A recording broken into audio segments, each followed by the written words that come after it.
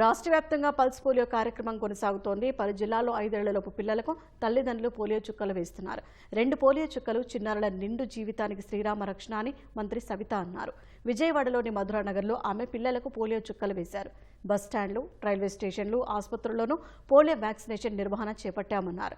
ప్రజల ఆరోగ్యానికి సీఎం చంద్రబాబు అధిక ప్రాధాన్యత ఇస్తున్నారని మంత్రి సవిత వెల్లడించారు. అదేవిధంగా కృష్ణా, విజయనగరం జిల్లాలో పల్స్ పోలియో కార్యక్రమం కొనసాగుతోంది. గజపతి నగరంలో జరిగిన కార్యక్రమంలో మంత్రి కొండపల్లి శ్రీనివాస్ పాల్గొన్నారు. అధికారులతో కలిసి చిన్నారులకు పోలియో చుక్కలు వేశారు. ఎన్టీఆర్ తనయుడు నందమూరి రామకృష్ణ విజయవాడ పటమటలంకలోని పల్స్ పోలియో కార్యక్రమంలో పాల్గొన్నారు. ప్రతి ఒక్కరూ బాధ్యతగా చిన్నారులకు పోలియో చుక్కలు వేయించాలని సూచించారు.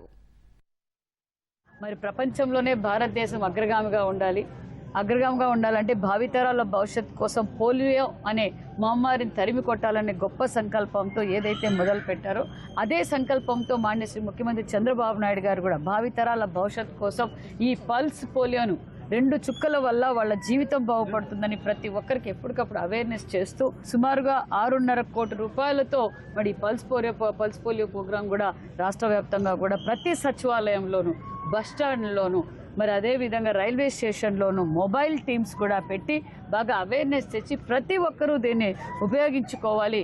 మరి ఆంధ్రప్రదేశ్లో పోల్స్ రహిత రాష్ట్రంగా మారాలి అంటే అందరూ సహకరించాలనే ఉద్దేశంతో కూడా కోరుకుంటూ ఈ గొప్ప అవకాశాన్ని ప్రతి ఒక్కరూ వాడుకోవాల్సిందిగా కూడా కోరుకుంటున్నాం.